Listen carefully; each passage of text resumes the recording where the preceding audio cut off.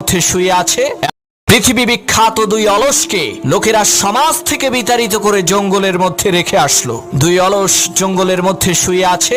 এমন সময় এক লোক ঘোড়ায় চড়ে সেই জঙ্গলের ভেতরের রাস্তা দিয়ে যাচ্ছে। সেই শুয়ে থাকা দুই অলসদের মধ্য থেকে একজন সেই ঘোড়ায় চড়া ব্যক্তিটিকে কাছে ডেকে বললেন, ভাই, আমার বুকের উপরে একটা বড়ই পড়ে আছে, তুমি একটু সেই বড়ইটা আমার মুখে তুলে দাও তো। তখন সেই ঘোড়ায় চড়া ব্যক্তিটি বলল, বেটা আহাম্মক, তুই নিজে বড়ইটা তুলে খেতে পারিস না?